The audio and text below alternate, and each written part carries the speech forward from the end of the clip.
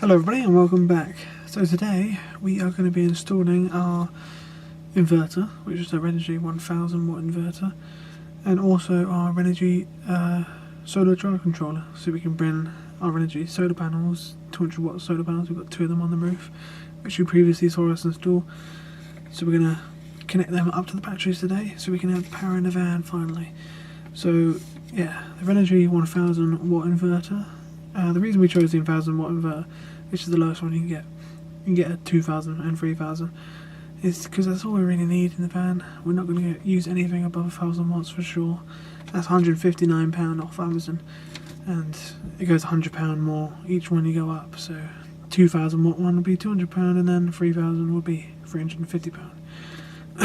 Only weighs about 2.6 kilograms. It's pure sine wave. It's got a 9-foot remote cable, so it comes with like a little remote that you can pin anywhere in the van. 9-foot of cable, so you can practically pin it anywhere, and then you can just turn off the inverter from there. It's 90% power efficiency at converting 12 volt to 240, so that's fairly good. It's got two cooling fans on the back of it, and it also has one 240 plug on it. Now this charge controller that we've got is another Renogy one. This is about £30. It's the cheapest one that Renogy do, and that is the Wanderer L130A. And it's the cheapest one you get. There's no fancy LED screens on it or nothing like that. You can get there's a few more Renogy ones, but this is the cheapest one, and this is all we need for the van really. We do have a Bluetooth module that we had in the boat, and which we'll put in the van at some point to check the state of charge of the batteries. But yeah, it's only going to be quite a short video today. Just us installing this and installing onto the batteries, and yeah, finally getting some power in the van. The only thing it really powers at the moment is that inverter, which we can turn on when we want to charge stuff and use, you know, light power tools with the one plug that comes on it. And also it powers the lights in the van now too. So yeah, it's not going to be a very detailed video, it's just going to be for your entertainment really, not a tutorial by any means, so just enjoy. I'm going to put some lugs on the end of this. This goes to the charge controller from the battery. You have to do this bit first. You cannot put the solar panels in first, because apparently it can, and I've always done it this way around anyway, but it can damage your solar panels if you put your solar panels in the charge controller first. It's got no output. It's a bit like the old-fashioned stereos. If you turn the stereo on without the speaker, it can damage it. It has to have an output. One thing doing is using this old lead carbon battery that we had on the boat originally.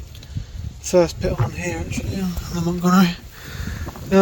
We've also got this lead acid battery, which we're going to put in the red van to sell it as a camper, but you didn't want it as a camper, so we got us as a spare now. Only 80 amps. It worked out as a good high. This bloody thing. We've also got a Renogy lithium 100 amp, which we'll put in later. Can't even use it. It's a good system because we're going to be putting a VCR in, which is voltage sensitive relay, not a split charge. So as we're driving along, it will charge our batteries up. So we need a lead acid, so we don't have to have all the extra equipment. Like we got an Olive, goes into a battery like this. The lead acids, the lithiums, when the lithiums turn themselves off, it can overheat your alternator. So what you have is another lead acid or a battery like this, just for the power to go somewhere. Otherwise your alternator carries on and you overheat your alternator. And since we've done the hybrid system on Olive, we've not had a problem. So we're going to mirror the same setup on here. So as we're driving along and it's not very nice weather, or it's not very nice weather and we need to charge the batteries, we do what we do when we're on a narrowboat, and we run the engine, and it will charge our 240 and everything for us, which is ideal. Right. So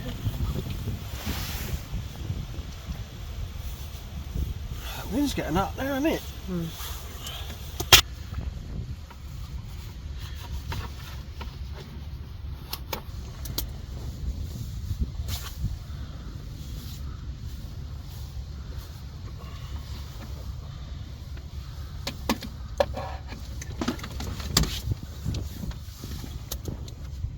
It's just so we got a bit of power in the van, isn't it?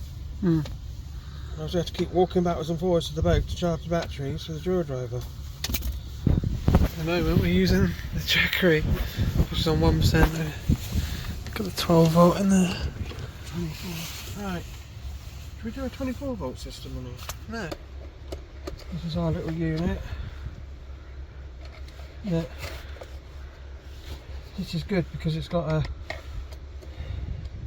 Bluetooth module on this, which I've got a spare one on Olive, so you can plug a Bluetooth into this and it will tell us everything, how much solar's coming in, how much we've got in the batteries, so on and so forth. This is the Wanderer. I could have got a more complicated one, but why do we need it in the van? Don't really need an MPP, don't really need all the complicated stuff in this sort of, this is brilliant thing, this. Absolutely brilliant. These things have got very good reviews. A lot of camper vans use them.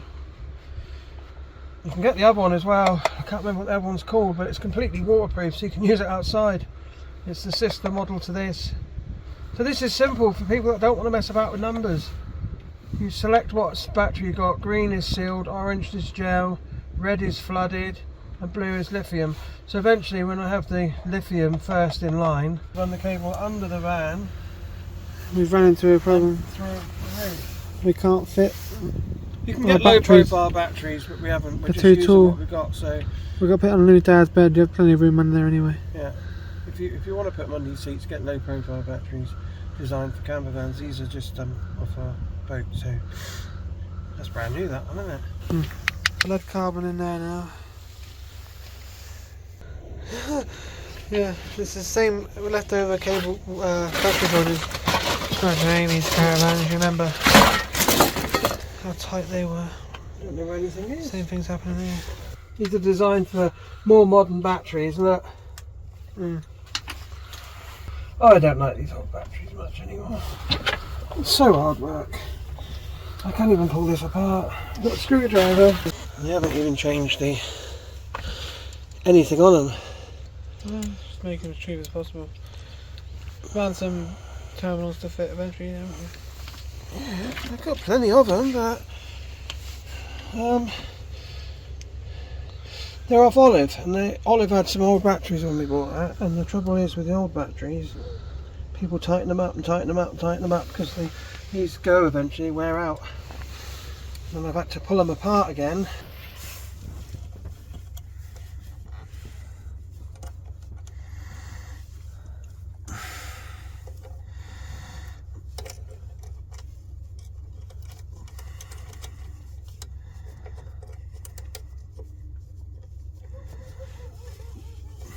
Little red box to cover up. Yeah, cover up the terminal. Make sure nothing gets. Can't see. If you get problems, you know.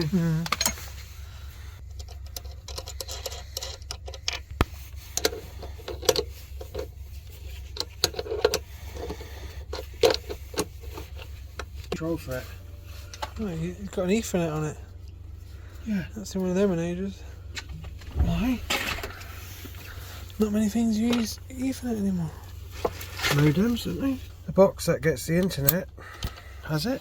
Yeah, no, but it's all Wi-Fi now. Right, so that'll have to go in. You want it in like that? And them all up in a minute. Got an inverter down there, we'll screw that to the hole there. Just got our charge controller bit that's up here for now. Just got a charge controller in this little corner. Probably won't stay there because you won't be able to see it. Well, you can see it when you lay it on the bed. So this is our solar cable. They just about reach into the charge controller there. These ones will go to the battery.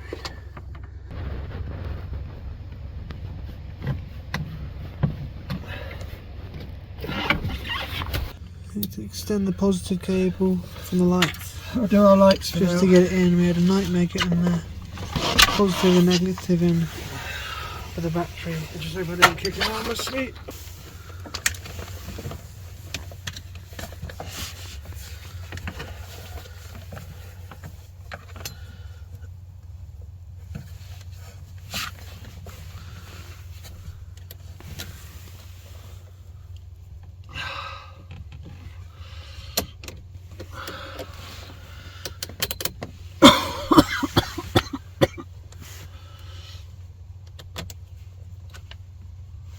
Bloody stupid idea, isn't it?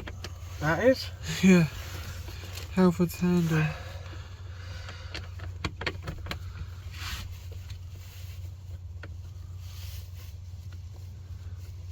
So what's that you just plugged in then? Mostly these things are designed by people that don't live off grid or go camping or... What's the matter? So you've joined the two batteries together and you've... Two batteries are joined with this one. That one's going to the inverter and this one's where the charge comes in from here from the solar panels. And we've got to mirror it on this side. Eventually the lithium will be joined to this as well.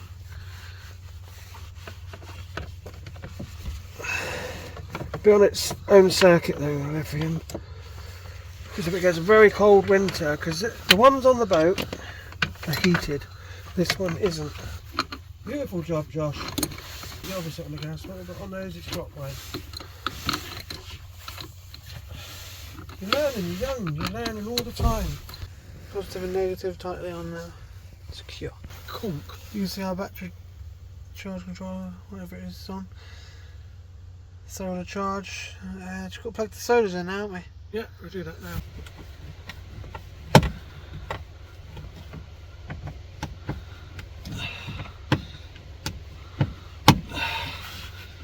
That's in nice.